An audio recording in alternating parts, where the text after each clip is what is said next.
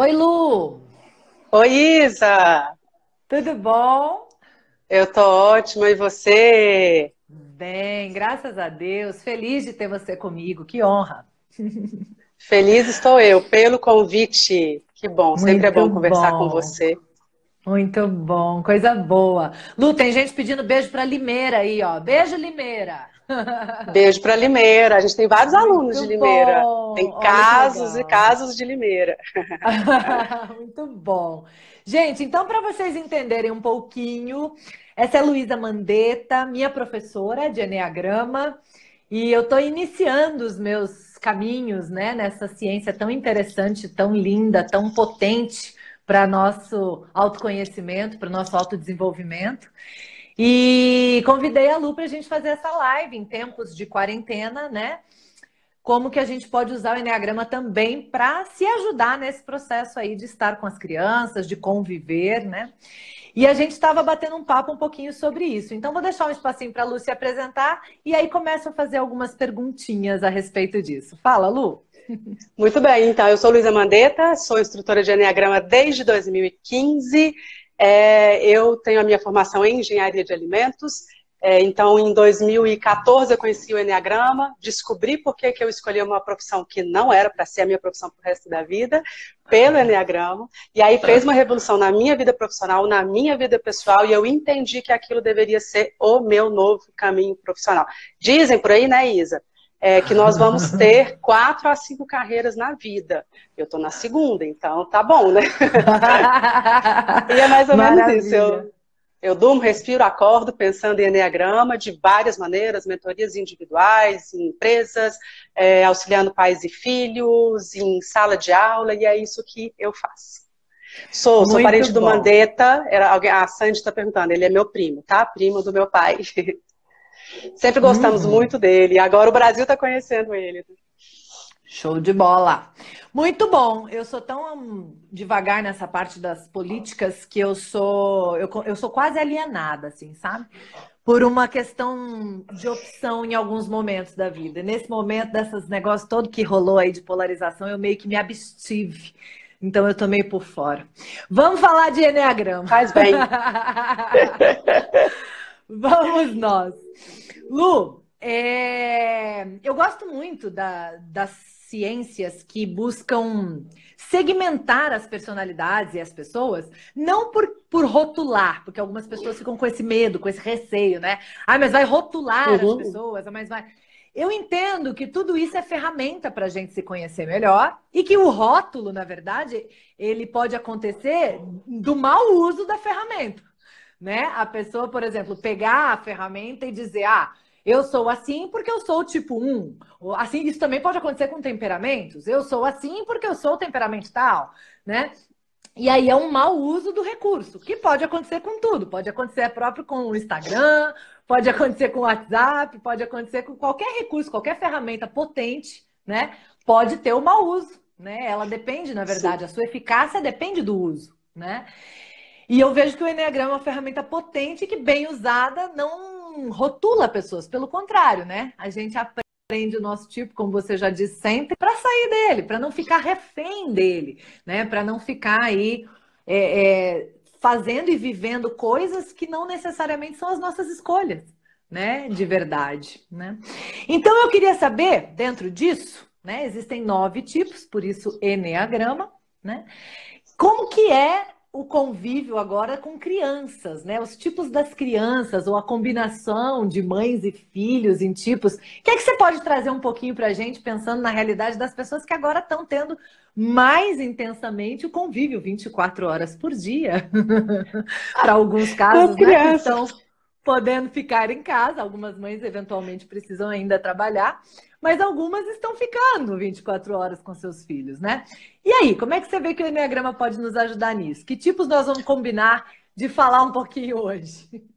Pode ajudar e ajuda muito, e tem uma coisa que você fala que eu gosto muito, que eu repito sempre, que é muda a vida.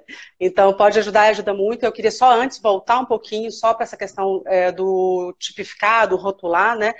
Tem uma Uhum. professora de Enneagrama que eu gosto muito que diz assim, nós somos todos ridiculamente parecidos. Né? Como seres humanos, somos muito, muito, muito mais parecidos do que achamos que somos, né? Eu sempre brinco que meu marido fala para eu não falar isso, mas eu sou do mesmo perfil do Hitler, né? Com várias coisas diferentes. Tamo junto, né? Eu nem te expor aqui não, mas estamos juntos nessa, né? Então, assim, eu acho que a função do Eneagrama é meio que fazer um atalho, se isso fosse possível, de falar, olha, toma aqui várias coisas que são importantes para você ter conhecimento, ter consciência nesse momento, apenas só para que você saia deste perfil. Você não vai sair do perfil 100%, porque foi ele que fez você chegar até aqui. A personalidade, ela te adequa e te protege para a vida, então você não vai sair 100%, porque você e precisa nem adianta dele. também sair 100%, que tem um monte de coisa boa, né? Um monte de coisa maravilhosa, é dom de Deus, de algo maior que a gente boa, né? Que a gente recebeu. A questão é, vamos equilibrar isso, né? Essa que é o convite que o Eneagrama faz. Agora, sobre pais e filhos, Isa, você estava falando hoje cedo da questão de quem dirige, quem não dirige, quem é, né? Eu estava escutando você falar e o pessoal falando, tem gente que não sabe dirigir direito.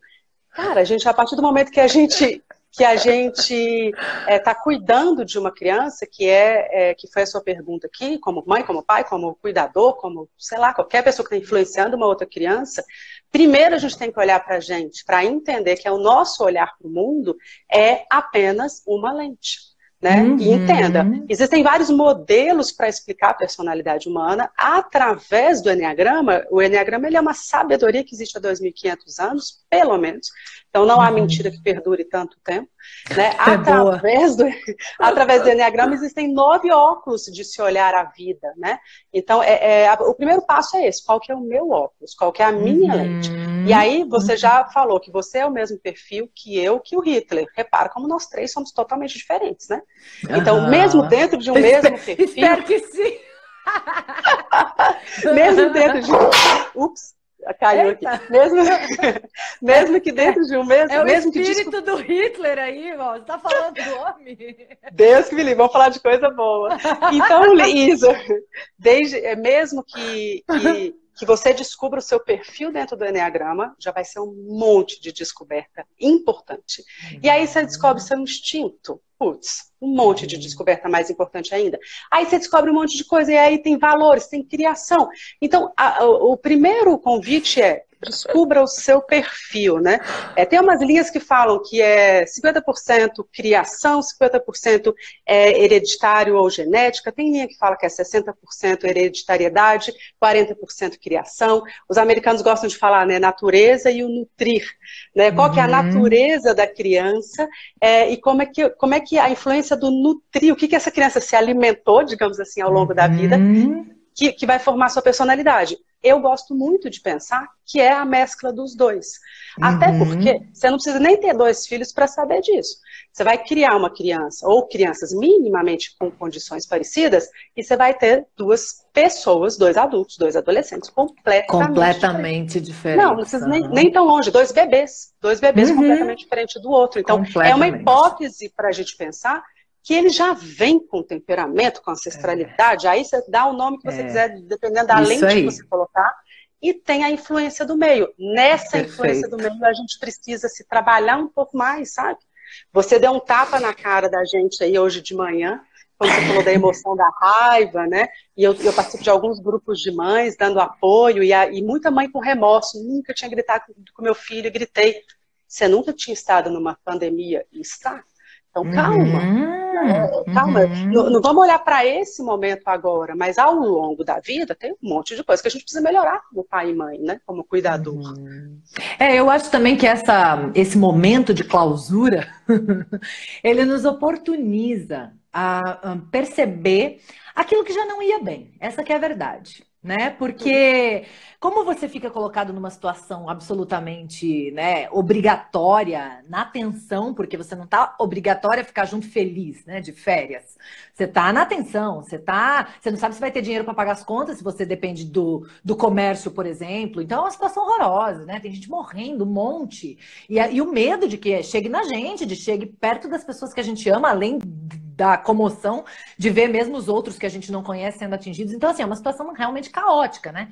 E essa pressão coloca a gente no limite. Então, vai colocando à prova aquilo tudo que já não ia bem, vem à tona. absolutamente, né? Então eu acho que serve também para a gente ter como um grande diagnóstico, sabe? Aproveitar para fazer o diagnóstico, né? O que é que está vindo à tona nesse período? O que é que eu não estou realmente dando conta? O que é que eu não estou conseguindo em mim? Que fique claro.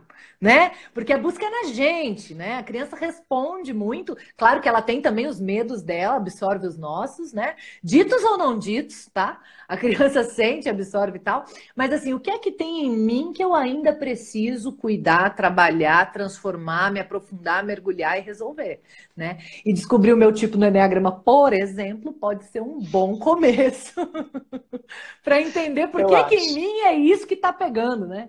Por que que no outro pega Exato. outra coisa, né? E tal. Então eu acho É. bem interessante esse mergulho, né? E é aquilo que eu sempre falo, ele abre umas portas internas ali que você fica, cara, será que é isso mesmo? É isso, não é isso. Tem umas coisas meio que você fica, aham, né? E é muito interessante, né? Bom, então é muito profundo, muito complexo, né? Aham. E algumas combinações também de tipos, Lu, podem oferecer oportunidades ou ameaças. Vamos trazer o Vamos SWOT para o falar. Eneagrama. Eu Forças, costumo brincar. fraquezas, oportunidades e ameaças. Acho que forças e fraquezas internas, oportunidades e ameaças nas relações, né? De É, eu, cada eu costumo, tipo. eu costumo fazer uma analogia aqui com o GPS, né? A gente, né, Isa, que nasceu aí na década de 80 ou menos, a gente era da época que se viajava com os pais iam parando posto a posto para perguntar alguma coisa, né? Depois a gente teve o GPS, já ajudou bastante. E o Waze, que além de dar o caminho, fala, ó, parece que tem um acidente ali, vira antes do que o planejado, Aham, né? E o Enneagrama é aham. meio isso, ele não é à toa que ele é estudado pela CIA, pelo FBI, porque ele vai estudando padrões de comportamento dos terroristas e dos países. É incrível isso, né? E nós temos alguns terroristas dentro de nós, né?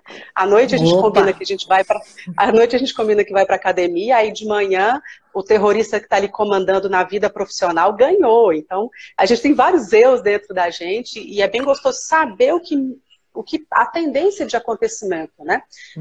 E tem uma Uhum. coisa, Isa, que a primeira descoberta que nós deveríamos fazer, é dar nome aos nossos traumas de infância, porque eles têm uma forte influência em quem nós somos e como nós vemos o mundo. E através do Uhum. Eneagrama, você vai conhecer três traumas, né? Três grandes feridas. Três grandes feridas. A outra vez que a gente estava conversando, o Petros entrou, né? Isso é home office, tá, gente? Na quarentena. A Criança vida em casa. real. Aí, o Enneagrama vai mostrar pra gente, então, três grandes feridas, se eu puder resumir de uma maneira bem resumida mesmo. Três grandes feridas, se combinada com três centros de inteligência, ela vai dar as 9 personalidades humanas de uma maneira muito cirúrgica. Então, vamos dar um exemplo aqui de uma mãe que desenvolveu os centros, 3 feridas e 3 centros de inteligência. Um dos centros de inteligência é o centro de inteligência emocional, tá bom? Centro de inteligência emocional, centro de inteligência teórico, centro de inteligência ativa. Todos nós temos os três de alguma medida desproporcional. Um predomina, um reprime, e aí a gente precisa descobrir isso. Aí eu me lembro muito de uma mãe, Isa, a Simone, ela me permite falar disso, por isso que eu falo. A Simone desenvolveu o centro de inteligência emocional. Lá nos 7 Uhum. primeiros anos de vida isso foi desenvolvido, tá? E aí, por um acaso, que eu costumo brincar que Deus faz tudo muito certinho, Deus ou algo maior que você acredite, ele faz tudo do jeito que deveria ser, nada de diferente disso, né? A Simone teve 2 filhos, então. Um dos filhos dela desenvolveu, né, teve o desenvolvimento do Centro de Inteligência Teórico, tá? E aí, a Simone é uma pessoa emocional, tá? Completamente emocional. Ela, ou seja, o centro de inteligência emocional, ela conecta com as pessoas. Então, Simone é de grupos, ela é conectada, ela é referência na igreja, ela participa de várias coisas na sociedade, ela é uma doadora, a frase dela é: quem não vive para servir, não serve para viver. Ela ama, sabe? Adoro. Então, é uma doadora. É uma doadora. E aí, o filho dela desenvolveu o centro de inteligência teórico, tá? O centro de inteligência teórico. Não bastando isso, ele teve uma repressão, na verdade, no centro de inteligência ativo. Não significa que ele não faça. Significa que ele desenvolveu uma ferida da perda e do abandono. E ao desenvolver essa ferida da perda e do abandono, isso é importante, tá, gente? O que a gente desenvolve de ferida na primeira infância, a gente passa a vida fugindo. Isso pode ser um dos grandes bloqueios do nosso desenvolvimento como pai, como mãe, como ser humano. Porque o que a gente não olha, porque doeu tanto, a gente não desenvolve.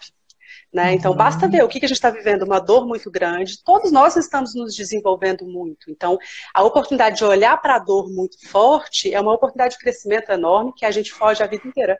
Então, o Minha filho mãe falava assim, crescer dói. Eu falava, posso ficar pequenininho? E você tem mais de 1,70, né?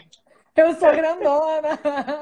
Aí minha mãe, cada frustração assim que acontecia, que eu falava e tal, ela, não, mas olha, isso vai te ajudar a crescer e tal, mas filha, sabe, crescer dói. Eu falava, mãe, eu quero ficar pequenininha, mãe. Não quero crescer então, não. Ô, Isa, esses são os recursos da criança, né? Outro dia eu estava convencendo meu filho de sair da casa da avó dele, vir para a nossa casa, e ele falou, eu não quero, mãe, lá é alto, porque a gente mora em apartamento e minha mãe em casa, né? Então, são as ferramentas que a criança usa para lidar com a frustração, né? E aí, só terminando esse exemplo aí de como que pais e mães se conectam, Simone, uma emocional predominante, conectada, sabe, assim, totalmente disposta a ajudar o outro, fala mais que a boca, comunica com a mão, de repente tem um filho teórico predominante. E ainda reprimiu o centro ativo, que fez ele desenvolver a ferida, então, da perda e do abandono, e ele olha para a vida mais ou menos assim, a estratégia dele, Isa, eu vou perder mesmo, né? Isso é uma certeza. Então, melhor nem ter. São aquelas pessoas minimalistas, sabe? Pode ter o dinheiro que for, vai usar uma roupa só, né? Minimalista no sentimento, minimalista nas ações, sabe? Eu estudei com uma pessoa representante desse perfil na faculdade, 5 anos, ela não abriu a boca. No último ano, ela ganhou como melhor do Enem nacional de todas as engenharias. Caraca! Isa, eles não falam. Eles não têm necessidade de falar. Aí a mãe olhava para ele e falava o quê? Imagina aquela mãe que conversava até com poste, quando se sentia sozinha. Olhava para ele e falava, eu sei como é. Você sabe como é? Ô Isa, ela olhava para o filho e falava assim, sim, qual é o remédio que eu vou ter que dar? Porque com certeza ele tem algum distúrbio. Tem algum problema. Né? Até porque a energia dessas pessoas, ela é do pescoço para o alto, então diversas vezes você fala com elas, elas não escutam, porque tem uma atividade mental muito forte. Muito forte. E a mãe que é conexão pura, o que acontece? Ela fala, meu Deus, o problema é comigo. E aí ela é tão invasiva, e entenda, a intenção é de ajudar, né? A intenção é de ajudar.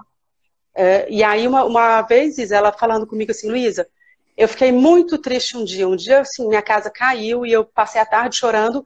Foi quando eu liguei para minha casa, ela estava almoçando, era hora do almoço, o menino dentro do quarto, não saía para nada. Quando ela saiu, ela ligou para casa, e aí, como é que tá o Gustavo? Aí a funcionária falou, ele tá ótimo, ele saiu do quarto agora, tá almoçando, tá aqui. E aí essa mãe que é emocional falou, então o problema sou eu, não ele. Né? E entenda que lindo isso, porque para quem conhece o Eneagrama, eu tô falando do perfil 5 do Eneagrama, que é o Gustavo, perfil 2 do Eneagrama, que é a Simone.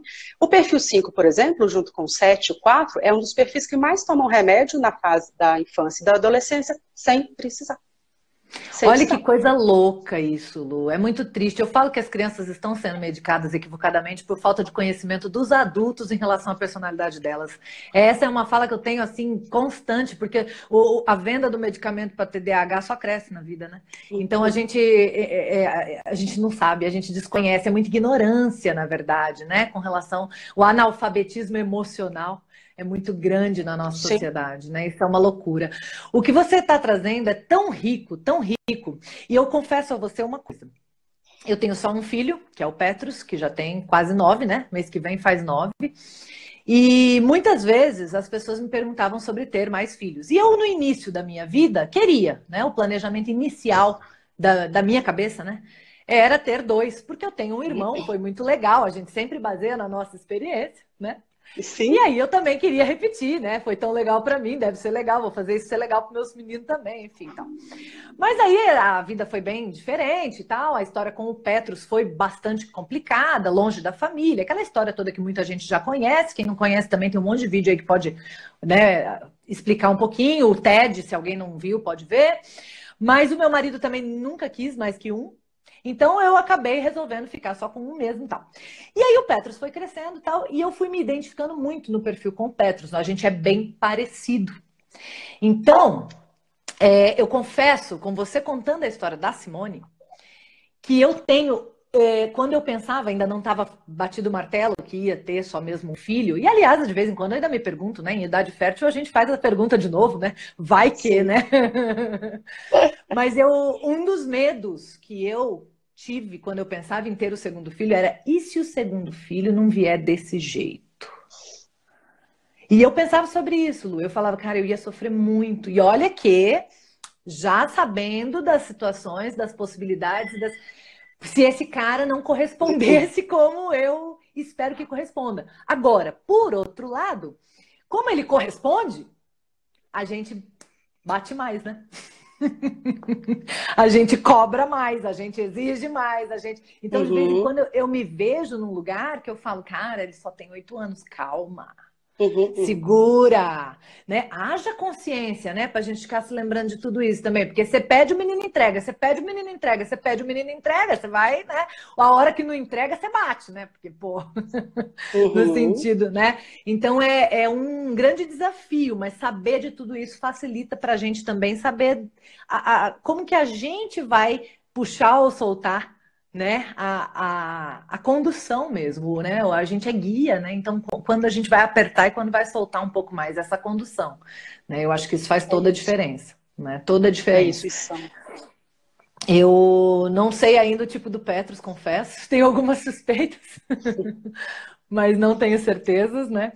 Mas é muito interessante, assim, explica muito. E os tipos dos nossos pais também, né, Lu? Faz muita diferença a gente ter ideia, né? Eu entendo muita coisa agora. Você foi uma das participantes. Eu já treinei aqui pessoalmente junto com a minha equipe, só a gente aqui na nossa região, 500 pessoas, a nossa empresa mais de 25 mil. Então você foi uma das pessoas que é aquelas pessoas que eu olho e falo, cara, esse trabalho vale a pena. Uma das coisas que faz eu aterrissar e falar isso vale a pena é quando o aluno percebeu e tem um caminhar a mais no caminho do perdão aos pais, né? Porque são culpados sem culpa, fizeram o melhor que conseguiram. A gente sabe de tudo isso conscientemente, inconscientemente é um pouco mais difícil. Então, descobrir o porquê que fazia as coisas que fazia, meu Deus, e descobrir também o perfil do filho, descobrir do pai, é um caminho para aceitação, para compaixão muito grande, né? É uma libertação. E eu tenho suspeita dos perfis dos meus pais, né? E eu acho que eles não estão assistindo, porque essa hora não devem estar, mas se estiverem, né, mas vou me arriscar.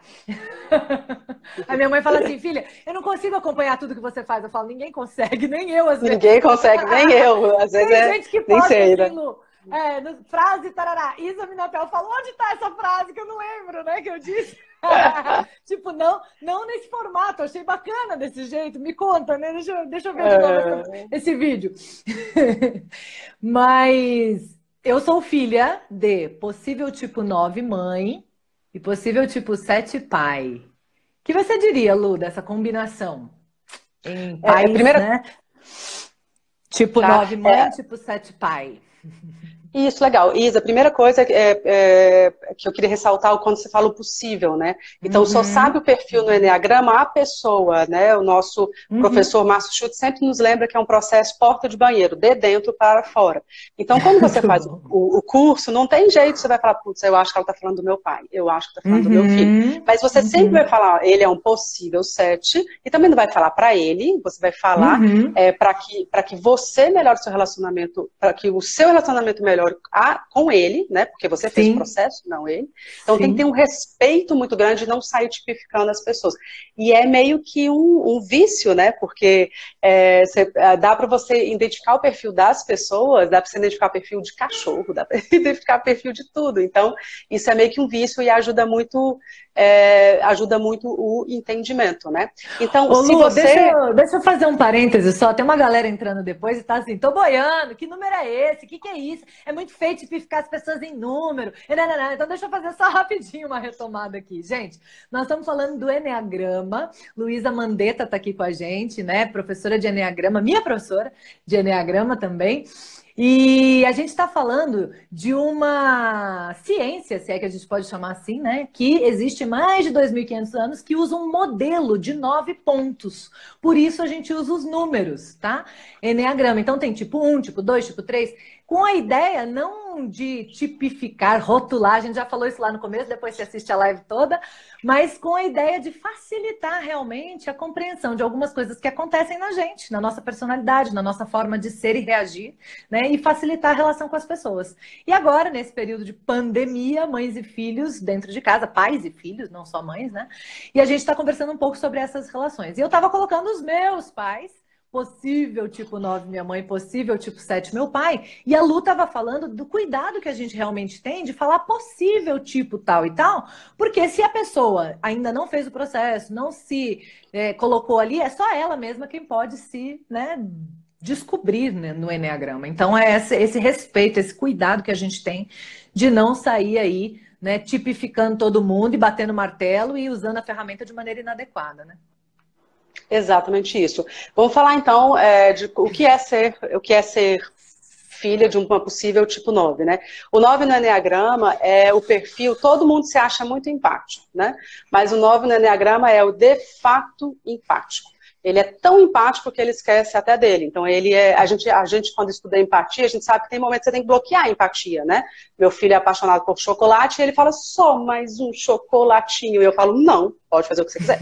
Isso é o bloqueio da empatia, né?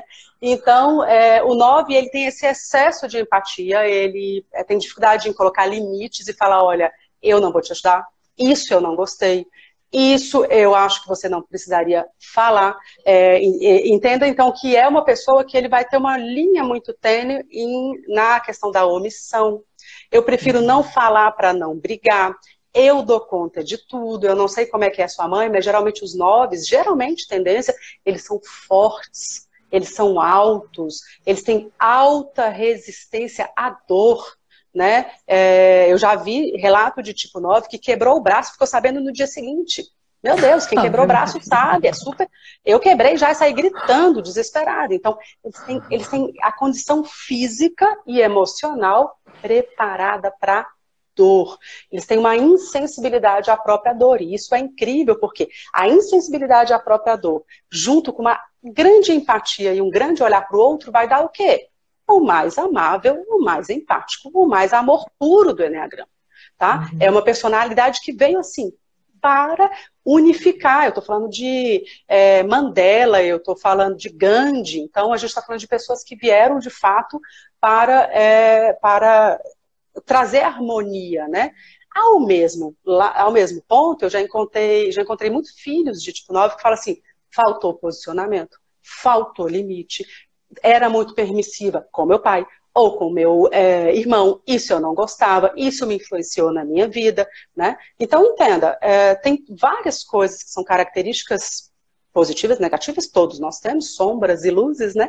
E talvez o perfil 9, ele traga essas características como mais marcantes, né? Claro que eu poderia ficar aqui 10 anos falando de 9 e não acabaria. Faz muito sentido, tá? Só para vê aí o que você está dizendo com a minha realidade, né? Com a minha mãe. Ela, na verdade, eu acho que ela é exatamente isso que você falou, de grande e forte e insensível à própria dor, por dentro, na alma. Uhum. Por fora ela é pequenininha, Lu, ela tem 1,58. Acontece. Mas ela é uma pessoa extremamente... tudo isso que você falou, né? Eu acho que faltou bastante posicionamento em muitos momentos da vida com meu pai, principalmente, né? Deixou-se né, abusar em alguns pontos até, eu diria, nas relações, né? E até hoje eu vejo dificuldade de falar, pô, tô fazendo um negócio, mas por que você tá fazendo isso, bicho? Nem você concorda. Ai, é. Né? Então, Tem assim, uma é distração, bem... né? Não é, no caso dela, ela percebe, ela vê, por causa também que é psicóloga, por causa também que agora já faz um trabalho também de se, né, conhecer e tal, mas às vezes é difícil mesmo fugir de algumas dinâmicas e de algumas situações ali já postas, né? Uhum. É um É. desafio, né? Ou E se é. naturalmente pode acontecer de tudo, a gente sabe disso, né? Mas naturalmente, uma visão que você pode ter, porque você tem outra formação de personalidade, é querer exatamente o inverso. E aí Hum, também, meio que assim, sabe? Tudo isso eu rejeito tudo. Então, como uhum, esposa, eu vou ser completamente o inverso, como mãe, eu vou ser completamente o inverso. Tadana. E não é esse o caminho. Porque você não está claro, lutando contra a sua mãe, você está formando sua própria personalidade. sim. Aí a gente tem que aprofundar, aprofundar, aprofundar e começar a perceber, com muita humildade, Isa, com muita humildade, começar a perceber que a gente faz o que a gente faz sequestrado pelas nossas emoções, não porque a gente quer. Eu sei que isso machuca os Uhum. ouvidos, mas é o primeiro passo. Cara, eu não estou defendendo o que a minha essência quer, eu estou defendendo o que meu trauma de infância viveu, eu estou defendendo o Uhum. que minha personalidade quer. Então, é o primeiro passo para descobrir que você não é a rainha da razão e que tem outros pontos de vista, né? Sim, e é um negócio muito louco quando a gente descobre que a gente não tá, na verdade, escolhendo o que a gente realmente quer. A gente acha que tá o tempo inteiro controlando a vida, escolhendo, né, tomando decisões, e na verdade, quando a gente vai ver, eu tô vivendo em função da minha ferida de infância, em função de não ser aquilo que eu não gostei que minha mãe era, de não ser. É muito louco isso, né? É uma coisa muito Muito, impressionante muito. como isso se dá na dinâmica da vida, né? E o pai E sete, pode ser Lu? muito. E pode ser muito angustiante e a gente pode virar isso, né? E aí Uhum. tá, o pai ou a mãe sete, o sete eu estou convivendo com vários setes agora que são meus clientes que estão no meio dessa crise, e é incrível, assim, ontem eu fiz uma live com uma perfil sete, ela falando, Luísa, desengavetei um projeto, pode abrir empresa nova na quarentena? Eu falei, minha nossa, então o sete é assim, né? Ele faz do limão uma caipirinha, não é uma limonada. O filme do Tipo 7, tem algumas pessoas pedindo sugestão de leitura. No nosso site, que é www.ieneagrama.com.br, e de Instituto, ieneagrama.com.br, tem várias sugestões de leitura e várias sugestões de filme, tá? Então, um filme, o Tipo 7, é A Vida Bela. A Vida é Bela. Para quem assistiu, Aham. lembra, né? É um pai num campo de concentração, misturando, contando para o filho que aquilo ali é uma festa e fazendo toda uma fantasia. Essa é a ferida do sete. Aí olha que armadilha. Essa é a ferida, não, essa é a lente do sete. Aí, Isa, olha que armadilha. Tem umas pessoas que são mais responsáveis, coerentes, prudentes, passo aqui, passo lá. Podem até ser impulsivas, né? Mas são um passo de cada vez, sabe? Planejam minimamente a vida. Aí olha para um perfil desse que tudo é entusiasmo, tudo vai dar certo, e já deu certo. Olha e fala, meu, é um irresponsável, é um incoerente, é sem caráter, né? E não tem nada Maluco. disso. Maluco. E aí a gente lembra ali, voltando a falar de ferida, o perfil 7 é o palhaço do churrasco. Ele pode ser. Né? Eu tenho uma cliente Ah, 7, por é. exemplo, que fala assim, Luiz, Ah, é. seu pai é isso. Meu Deus, daqui a Ele é pouco eles me aquele ligam que. aqui, né? Para de falar Ele é da aquele gente. assim. Ô, Lu, ele é aquele assim que diz: se ele não pode ir, não, então a gente marca outro dia. Ele tem que estar, entendeu? Isso. Pronto. Esse é o ponto, sabe? Então ele vai estar lá. Eu tenho uma cliente, por exemplo, que ela se ausentou um pouco da empresa para fazer outras coisas, e a empresa puxou de volta. Falou: sem você a gente não vai. Então, ou Não, ele não, é não. ou ele é o palhaço do churrasco, ou ele é aquela pessoa visionária que ninguém vive sem, otimista, para Aham. frente, tudo. Mas, Isa, no fundo, essa foi a criança de maior dor do Eneagrama. Tá? Não a que sofreu o maior trauma, não tem a ver com o maior trauma, tem a ver com a maior percepção de trauma. A maior dor veio dessa criança. Faz absoluto sentido, né? Uhum. Tudo que está em excesso é uma falta. Então, se eu estou com um Uhum. excesso de felicidade, de entusiasmo, de tudo vai dar certo, no fundo, lá no fundo, a minha vida é tão triste que eu não consigo olhar minimamente para minha dor. Eu acho que nesse momento, talvez você tenha se conectado um pouco, entendido um pouco mais do seu pai, por exemplo. Que às vezes te faltou algumas coisas do que você, do que você entendia como importante. Né? E aí, conhecendo o trauma de infância, gente, é muito lindo. Eu vi alguém escrevendo, desculpa, esqueci, não vi o nome, falou, nossa, muito emocionante. É lindo você descobrir a sua ferida, você descobrir a ferida das pessoas que você ama e olhar para aquela pessoa através da dor dela. Sério. O meu psicólogo tá aqui, né? Aí ele vai me xingar. Porque, assim, às vezes é 20 anos às vezes é 20 anos no divã para você descobrir minimamente quais foram os seus traumas, né? Aí outro olha dia, que legal, deixa eu fazer esse parênteses, Lu. Ó, nós estamos falando de eneagrama, a professora de eneagrama está aqui, ela está falando que isso pode economizar a terapia, mas ela tem um terapeuta que está assistindo a live, olha que coisa linda. E eu quero trazer esse parênteses, porque assim, não é porque a gente fala de eneagrama que uma coisa substitui a outra. Tem o eneagrama, tem o psicólogo, tem a PNL, tem um monte de coisa, tem um monte de recurso. E cada um tem seu lugar, cada um tem seu papel. Você não precisa jogar fora o outro recurso, né? Então isso que é muito legal. Pronto, fecha o parênteses do recurso, porque aí você não podia perder. Não, é isso. Aí, quando eu estava grávida, meu filho tem 3 anos quase, quando eu estava grávida, aí uma aluna falou, nossa, que sorte do seu filho, né? E eu falei, meu Deus, não entendeu nada. Somos todos seres humanos com vários defeitos. Né? Não tem jeito. Aí outro dia eu também estava falando de traumas de infância, assim, sei lá, numa palestra à tarde, aí 3 horas da manhã chega uma mensagem. Luísa, meu filho ainda não tem 1 ano. Como eu faço para ele não ter trauma? Gente, é o seguinte, deixa eu explicar. Você quer uma pessoa que você ame muito sem trauma de infância? Cachorro, gato, peixe, tartaruga, tá? Porque aí eles não desenvolvem. E eles têm os temperamentos deles, né? Mas e somos olha seres lá, porque humanos. O meu, coitado, foi deixado sozinho, ela latia que igual um doido quando alguém ia sair, porque achava que ia ficar sozinho de novo. Sim. Enfim, fecha o parênteses do bicho. Mas assim, né, Isa, a gente volta, a gente maltrata ele sem querer maltratar, né? Deixa sozinho, a gente volta e ele tá lá maravilhoso, né? A gente é ser humano, então a gente desenvolveu trauma, não tem jeito. Outro dia eu vi uma postagem, inclusive de uma página que eu gosto muito, falando assim, meu Deus, estamos tão bem, tão olhando para a questão emocional, que os nossos filhos, daqui a pouco, as próximas gerações, nem trauma vai ter. Esqueça.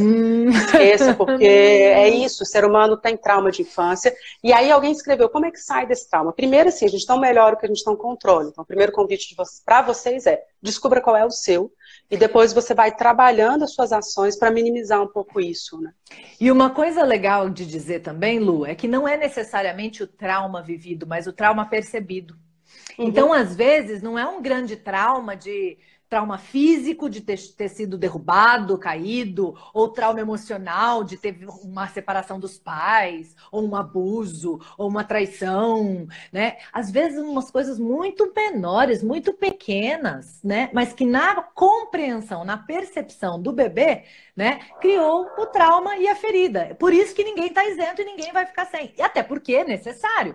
As personalidades se formam em cima dessas experiências. Então, elas não são negativas necessariamente. Elas são base da formação da personalidade. A gente só tem uma conotação negativa em alguns termos. E daí a gente acha que tudo é negativo e não é. Na verdade, é como as coisas se deram e como se formam e a gente consegue entender, né? É um modelo para conseguir entender o ser humano. Né? Então não é algo negativo, algo que eu não deva desejar. Pelo contrário, eu acho que quando a gente amplia a consciência, a gente tem mais chance de que o saldo seja positivo. Ou seja, que a criança tenha experiências não tão boas assim, mas que ela consiga aprender através delas, né? E aí sim, ela tem uma carga de aprendizado enorme. Olha que maravilha, né? E isso é muito interessante. Outra coisa que eu quero falar é se você viu a pergunta aí, tem um monte de pergunta rolando, a gente não dá conta de ler tudo, nem os comentários todos, né? Mas depois a gente pode voltar e ver.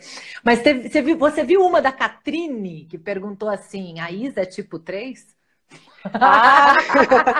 Nossa, durante o processo da Isa foi o maior bingo, né? Eu acho que isso é isso, eu acho que isso é aquilo, né? E a Isa, você é tipo 3? Não, pior que não, hein? A Isa tem bastante coisa parecida com o tipo 3, bastante, muita coisa mesmo, né? Era. Por um tempo, acho que até você achou que era, né, Lu? Em um breve momento ali. Mas depois a gente achou que não, e eu tô cada vez mais convencida de que é 6 mesmo, esse negócio aqui. Tem um perfil, gente, que assim, depois de 10 anos de fazer Eneagrama, ele ainda tem dúvida, que é o 6, né? é que é o Então, meu também, então a gente fica de eu ficar validando dúvida, depois. o Já é fato um de eu ficar pontinho a em mais, dúvida é né? mais um ponto de 6, né? É assim, Muito é porque bom. tem uma coisa além do perfil, porque o perfil a gente forma aí nesses 7, 8 anos da primeira infância, né? São eventos complexos que acontecem, mas antes da formação do perfil se forma um instinto. E aí nós temos instinto de preservação, instinto sexual e instinto social. A Isa é uma representante do instinto sexual, isso significa que ela tem nas características dela, competitividade, realização, chega no lugar e causa impacto. Então tem toda uma... É como se fosse um sopro dos nossos antepassados, esse instinto, né? Tem uma professora de filosofia que diz assim, um cachorro não para na frente de um sanduíche e fica pensando, será que me convém comer esse sanduíche? Não, ele vai e come. Né? Então os instintos, eles falam muito mais de nós do que o próprio tipo, porque eles são muito mais rápidos. Alguém escreveu, putz, eu queria descobrir o meu trauma porque eu explodo muito rápido, né? Talvez descobrir o seu instinto é um caminho mais rápido e muito mais e bem profundo, né? Então todo mundo que é instinto sexual pode se confundir com o tipo 3, que é o mais competitivo, digamos assim, do Enneagrama. Tudo que eu falar de Enneagrama aqui, gente, eu vou correr o risco de ser muito superficial. Entenda que, assim, o processo que a Isa fez foi um processo de mais de 35 horas e ela mesma falou que ela está começando, né? Começando, eu sinto que eu coloquei o dedinho assim na piscina, entendeu? Tenho o corpo inteiro para mergulhar, tem muita coisa para entender de Enneagrama, é muito complexo. Eu lembro que quando a gente começou a trabalhar, você apresentou, né? Começou a apresentar os tipos e falando dos instintos, então só aí, 9 tipos, 3 instintos cada um, só nessa primeira brincadeira já são 27. E não é só apenas isso. Não, aí ele vai Ainda tem destrinchando. mais coisas para... Então, gente, não fiquem na superficialidade, sabe assim? Então, eu estava dizendo para ir realmente fundo, porque vale o mergulho. Não ficar na superficialidade, né? Eu acho que muitas vezes a gente tem essa tentação, principalmente no Brasil, principalmente em tempos de tanta informação disponível, de ficar no raso. E eu acho que a gente, né, quando se trata de Enneagrama, ficar no raso pode ser até perigoso. Eu acho que realmente a ideia é que seja um convite para um mergulho mais fundo. E agora a gente tem as opções online, vocês estão com cursos online, dada as circunstâncias do momento, né? Então tem essa chance também de mergulhar aí no online e fazer a formação, né? Então isso que é muito legal, né? Sem dúvida, é isso aí. Tem várias oportunidades, existem vários institutos de Enneagramas no Brasil, tem várias oportunidades, e aprofundem, estudem, apliquem, usem, porque é uma outra vida, né? Você conhecer as pessoas que você ama, as pessoas que você trabalha, a partir da sua personalidade no Enneagrama, a partir do trauma de infância, é um fator de mudar a vida mesmo, né? Ô Lu, quando você falou de mim, do instinto aí e tal, você falou umas coisas boas, né? As coisas, né? Fala as coisas ruins de mim aí. Ai, gente, quando a gente fala no público assim, a gente fica cheio de dedos. No individual a gente é mais direto, né, Isa? O sexual ele vai trazer de negativo, talvez a impulso. Bate que eu gamo. Ele vai trazer vai trazer, Isa, bem isso aí que você falou, tá? Uma impulsividade, digamos assim, sabe? Uma impulsividade, uma irresponsabilidade. É tranquilo para um sexual, independente do perfil, se endividar, por exemplo, né? Aí demora para ir no médico, aí vai no médico, o médico passa a receita, nem vai comprar nada, nem vai fazer exame, não, já fui no médico, né? Isso pode acontecer uma ausência de cuidado, né? Uma ausência de cuidado mesmo, assim. É como se a saúde, como se família mais próxima não tivesse em primeiro plano, tá? E é claro que isso vai mudar de pessoa para pessoa, de perfil para perfil, mas se eu pudesse falar grosseiramente, eu falaria isso, talvez isso os pontos mais marcantes, assim, né? E aí agora deixa eu falar do preservação, senão a gente vai falar só do sexual, né? O preservação é um instinto que vai cuidar da preservação, vai cuidar de patrimônio, vai ter mais zelo com dinheiro, com família, vai ter mais zelo... Meu marido. Vai ter mais zelo com saúde, não sei se eu já falei de saúde, né? Uma das grandes brigas que eu tenho, por exemplo, no relacionamento é que meu marido é preservação e eu sou sexual. Eu gasto mais do que eu tenho e ele é super preocupado em fazer reserva. Então, olha aqui, 12 anos de casamento, que se um não conhecer o outro a partir desse olhar, eu vou dizer uma coisa, é um desafio muito grande, né? Então, grande parte dos nossos conflitos de relacionamento tá porque a gente tem um instinto diferente das pessoas que a gente convive, né? E aí, o preservação tem isso tudo, cuida de saúde, cuida dos outros, cuida de quem ele ama, mas ao mesmo tempo é mais individualista, mais egoísta, sabe? Deixa eu cuidar do meu aqui primeiro, depois de vocês, né? E o social, ele é meio imprudente, né? Então, trabalho, carreira, talvez não esteja em primeiro plano. Ele vai buscar essa sobrevivência através de pertencimentos de grupo e por isso ele pode ser meio imprudente em outras coisas, sabe? Então, só de instinto, a gente tem um workshop de mais de um dia, tá? De um dia e meio, 2 dias. Então, mas eu acho que dá para dar uma pincelada do que é e talvez seja mais fácil. Lu, só posso te agradecer demais, demais, demais pela generosidade, pela simpatia, pelo alto astral e por tanta informação importante, relevante, que muda a vida que você trouxe pra gente nessa live. Em tão pouco tempo você conseguiu trazer tanta coisa boa. Então, gratidão sem limites, a admiração só aumenta. Que Deus te abençoe. Muito obrigada por isso. Obrigada, Isa. Eu lembro que você deve ter escutado isso o tempo todo, mas eu acho que antes mesmo de eu ficar grávida, eu escutei o seu TED e eu não consegui escutar inteiro, porque quando você falou, gente, a gente tem que estudar para ser pai e mãe, eu pausei e falei, meu Deus, é mesmo? Aí a minha vida toda mudou, eu comecei a estudar e aí depois eu fui assistir o TED inteiro, de tanto que me impactou. E aí quando você foi fazer a minha turma, eu fingi costume, fingi que estava tudo bem. A primeira sessão é uma sessão que eu falo muito sobre criança, e aí como uma boa sexual que eu sou, eu fingi que estava tudo bem, mas teve umas pernas bambeando ali antes e depois, tudo bem? Mas, Lu, não sabia não, tô descobrindo isso agora. E como é que vai falar de criança para a Isa, né? A primeira sessão a gente fala muito sobre isso, e eu agradeço muito, eu te agradeço pelo trabalho que você faz, eu aprendo um monte, e agradeço pela sua generosidade de me convidar. A gente fez um material também muito bacana para o seu curso, né? E sim, eu agradeço muito por isso, viu? Muito mesmo.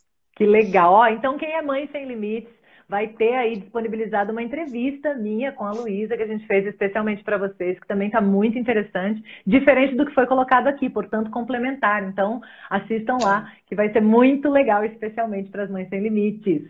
É isso. Obrigada, Lu. Um beijo grande. E, gente, todo mundo que acompanhou também, muito obrigada. Um beijo enorme, que tenha sido útil aí para vocês, viu? Tchau, valeu, fica com Deus.